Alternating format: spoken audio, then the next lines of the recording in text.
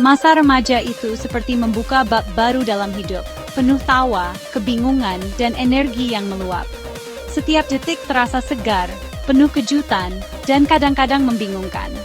Inilah masa di mana segalanya terasa mungkin, dan dunia tampak begitu luas untuk dijelajahi. Setiap hari terasa seperti petualangan, di mana kita mencoba berbagai peran, pahlawan, pemberontak, atau filsuf dadakan. Kita bereksperimen dengan identitas, mencari tahu siapa diri kita sebenarnya, dan terkadang berani mengambil risiko hanya demi pengalaman baru. Masa ini adalah jembatan antara dunia anak-anak dan dewasa, penuh perubahan fisik, emosi, dan cara berpikir. Setiap langkah membawa kita lebih dekat ke masa depan, meski kadang terasa menakutkan dan penuh tantangan. Tubuh, perasaan, dan pikiran kita di-upgrade ke versi baru, meski kadang prosesnya penuh drama.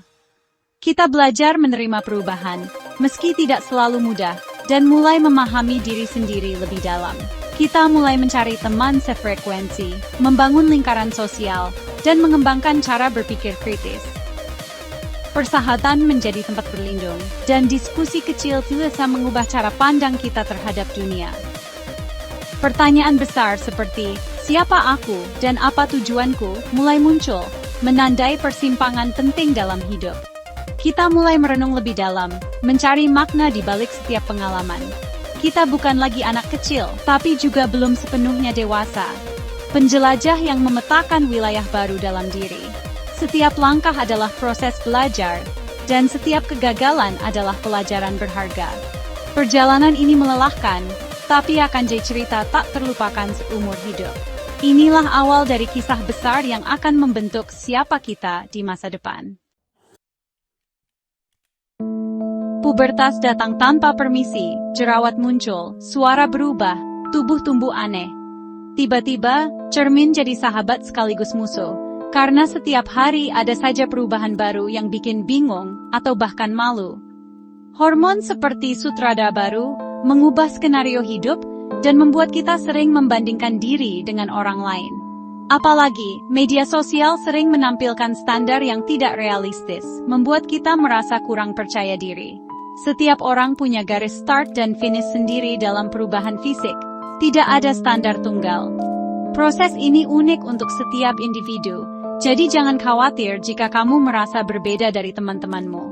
Contohnya, Budi yang tumbuh tinggi merasa canggung, atau Ani yang minder karena tubuhnya berbeda. Semua perasaan itu wajar dan dialami banyak remaja. Pubertas adalah maraton, bukan sprint. Yang penting adalah merawat dan menghargai tubuh sendiri. Luangkan waktu untuk mengenal diri, dan jangan lupa, tubuhmu berhak mendapat perhatian dan kasih sayang. Badai hormon juga memengaruhi emosi. Remaja jadi lebih sensitif, komentar kecil terasa besar. Kadang, perasaan bisa naik turun tanpa alasan yang jelas. Ini bukan lebay, tapi karena otak pengatur emosi masih berkembang. Proses ini normal dan akan membantumu lebih mengenal diri sendiri. Jika kadang ingin tertawa dan menangis bersamaan, tenang saja, itu bagian dari proses upgrade diri. Semua emosi itu valid dan penting untuk pertumbuhanmu. Semua perubahan ini adalah bagian dari perjalanan menjadi diri sendiri. Nikmati prosesnya, karena kamu sedang tumbuh menjadi versi terbaik dari dirimu. Otak remaja seperti lokasi konstruksi. Bagian pengambil keputusan, korteks prefrontal, belum matang. Akibatnya, remaja cenderung impulsif. Ide nekat terasa seru karena pusat penghargaan di otak sangat aktif. Dopamin membuat tantangan dan risiko terasa menyenangkan. Sementara rem otak sering telat bekerja. Dorongan ini penting untuk eksplorasi dan inovasi. Tapi perlu disadari agar bisa berpikir sebelum bertindak. Selain impulsif, remaja mulai berpikir idealis, mempertanyakan keadilan, kesetaraan, dan kebenaran. Mereka berdebat soal isu sosial, membangun pandangan sendiri tentang benar dan salah. Idealisme ini adalah bahan bakar perubahan positif di masyarakat.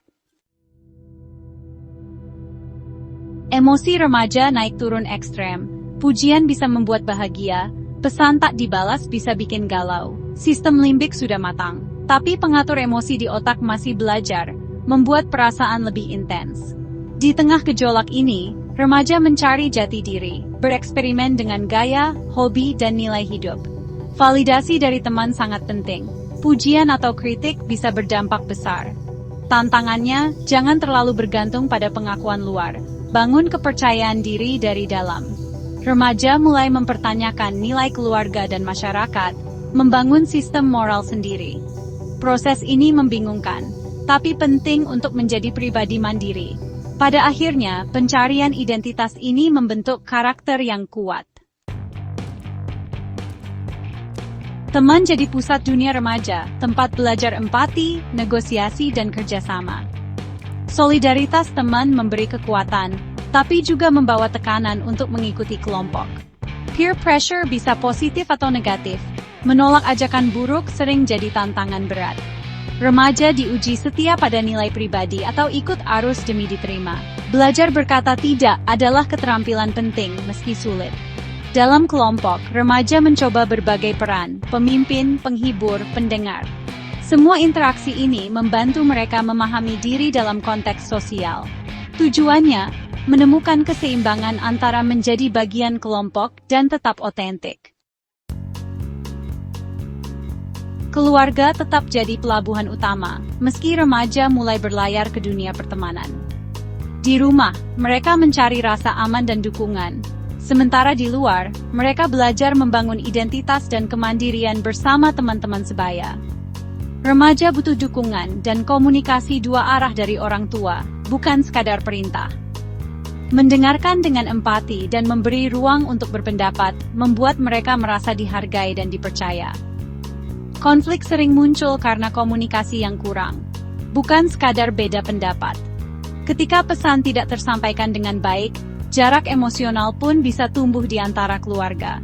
Di sisi lain, media sosial jadi dunia baru, tempat belajar, berekspresi, tapi juga sumber tekanan. Remaja bisa menemukan inspirasi, namun juga rentan terhadap pengaruh negatif dan ekspektasi yang tidak realistis. FOMO dan perbandingan sosial bisa menggerus kepercayaan diri. Tekanan untuk selalu tampil sempurna membuat remaja mudah merasa kurang dan cemas. Remaja perlu sadar bahwa media sosial hanya menampilkan highlight, bukan realita. Penting untuk membedakan antara pencitraan online dan kehidupan nyata agar tidak terjebak ilusi. Cyberbullying jadi tantangan nyata. Penting membangun literasi digital dan mengatur waktu online. Remaja harus tahu kapan harus meminta bantuan dan bagaimana melindungi diri di dunia maya. Orang tua dan guru harus jadi pembimbing, bukan pengawas ketat. Dengan menjadi teman diskusi, mereka bisa membantu remaja menavigasi tantangan digital dengan bijak. Bicara terbuka soal pengalaman online membantu remaja lebih siap menghadapi dunia digital. Dengan komunikasi yang jujur dan saling percaya, remaja bisa tumbuh menjadi pribadi yang tangguh dan bijaksana. Masa remaja bukan krisis, tapi masa emas. Energi, kreativitas, dan idealisme sedang puncak. Growth mindset penting, kegagalan adalah peluang belajar, bukan akhir dunia. Latih rasa syukur, nikmati hal kecil, ini memperkuat kebahagiaan dan ketahanan emosi. Self-compassion juga penting, perlakukan diri sendiri dengan kebaikan, terima ketidaksempurnaan. Remaja, nikmati perjalananmu, rayakan perubahan, dan jangan takut berbeda. Orang tua dan guru, jadilah pemandu bijak, bukan hakim. Dengarkan lebih banyak, beri ruang eksplorasi, tetap jadi jaring pengaman. Masa remaja adalah potensi luar biasa. Bantu mereka mengarungi masa depan dengan percaya diri.